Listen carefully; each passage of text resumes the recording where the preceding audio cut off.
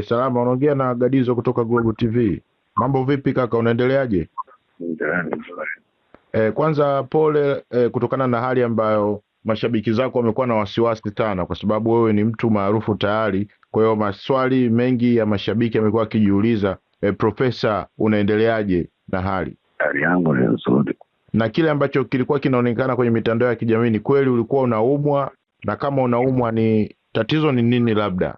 Na pengine ungehitaji labda msaada kwa watu ama mashabiki zako na watu wote ambao wameguswa pengine kwa ajili ya kukusaidia?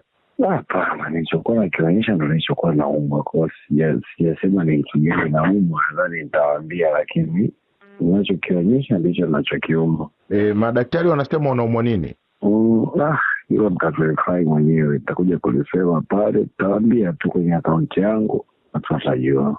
Ndio, na pengine watu wamekuwa wakihusisha ugonjwa ambao unaumwa na zile content ambazo ulikuwa unazifanya, kwa maana ya unywaji wa pombe, pombe kali zile kwa wakati mmoja. Pengine watu wakawa wanasema kwamba hizo ni dalili ambazo zinaweza zikawa zimetokea kutokana na labda na kufeli kwa figo. Kuna ukweli wowote?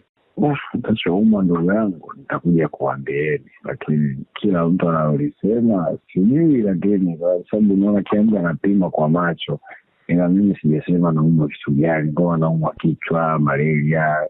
Ila tu tujifunze tu kwamba mtu anaweza akaumwa, binadamu yeyote ana uwezo wa kuumwa kitu chochote. Sio kitu ambacho unahisi wewe anaumwa afu akaumwa kitu ambacho wewe unahisi hapata.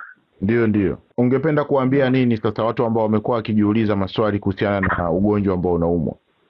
Wanaojiuliza maswali wasijiulize maswali, wasubiri mimi nitasema naumwa kitu gani, na wanaosema naumwa si figo, ini na nini, mimi sijajua kwa sababu sijaambia, na sio hata watakuwa wamenipima wapi. Kwa mimi cha kuambia ni kwamba sisi ni binadamu, sisi ni Watanzania. Cha msingi na cha muhimu ni kuombeana vizuri, kuombeana mwisho mzuri, sababu duniani hakuna mtu ambaye amekuja kulinda dunia. Sisi wote tunapita. Kwa usimtamkie maneno mabaya mtu ambaye hata hujui ana shida gani, anasumbuliwa na nini, kuna tatizo gani, ukamtamkia maneno mabaya makali. Kingine ni kwamba pale yeye anapohisi kama mimi nitataka msaada wake, pengine mimi sihitaji huo msaada wake, mimi nikaja kumsaidia yeye ama mtu mwingine ambaye atakuwa anahitaji msaada kupitia yeye. Kwa hiyo wa kusema nilitangaza sijui naomba msaada sijui nini, hapana, sijaomba mimi msaada ya mtu. Mimi naendelea vizuri na matibabu yangu. Ikifika muda, ikifika tayari saudiana, tasema kwa watu kwamba ni changamoto nini, watu watajua.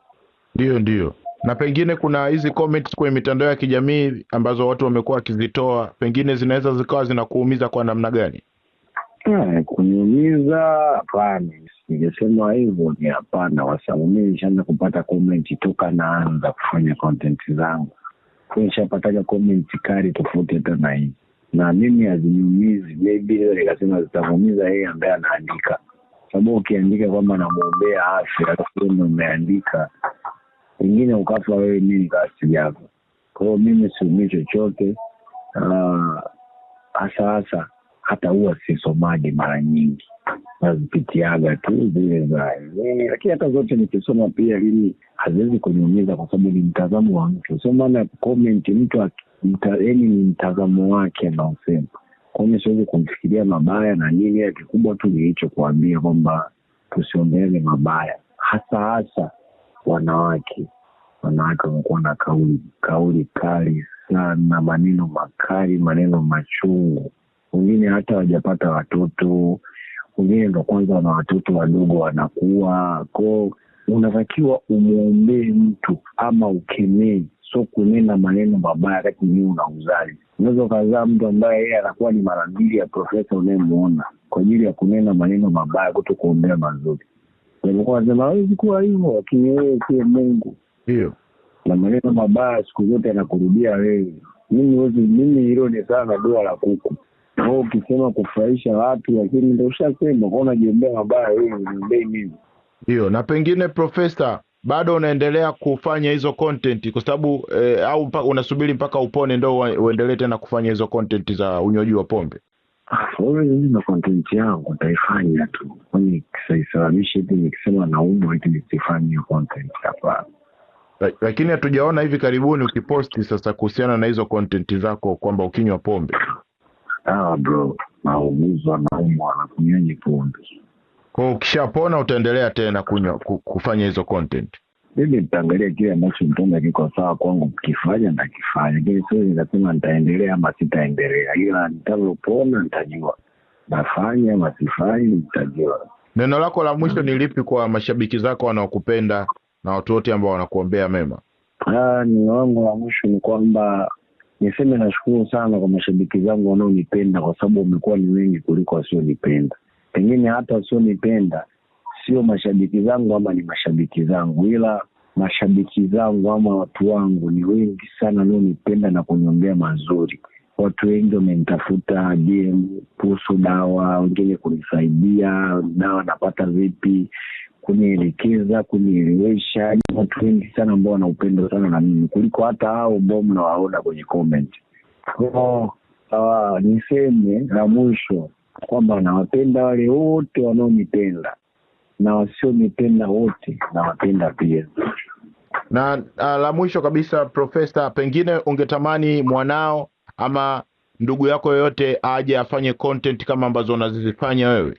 No, siwezi kuwa na mtazamo wa binadamu yote. Hata huwezi kumuuliza babangu wa kujibu eti kwamba anapenda niwafanye hivi eti na mtoto mwingine. Hapana. Mimi nafanya kile ambacho naona mimi nakiweza. Yeye ambacho atakiweza atafanya, ashakuwa binadamu, siwezi kumpangia. Ashakuwa mkubwa, mtu anafanya maamuzi yake. Kwa hiyo siwezi kusema nitatamani afanye, nitatamani asifanye. Yeye ndo atajua kwamba hili baya hili zuri, akishatambua mema na baya afanye. Lakini asipojua labda nitamkataza, lakini ukishajua hili baya afanye. Kwa hiyo sisemi natamani ama sitamani, lakini atakachoamua kukifanya yeye atafanya kwa sababu ni maamuzi yake. Sawa. Basi mimi nikutakie siku njema, naugua pole sana kaka. Nashukuru wangu. Kuna sauti nyingi lakini si zote zinasikika. Lakini kuna sehemu moja ambapo kila sauti ina thamani. Hapo ndipo ilipo Global TV, sauti ya wanyonge, mtetezi wa wasio na pa kusemea.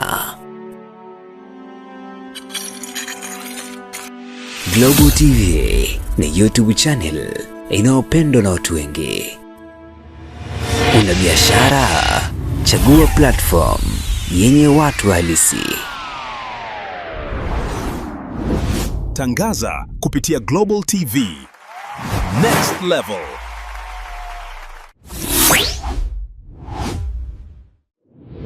Chukua hatua sasa.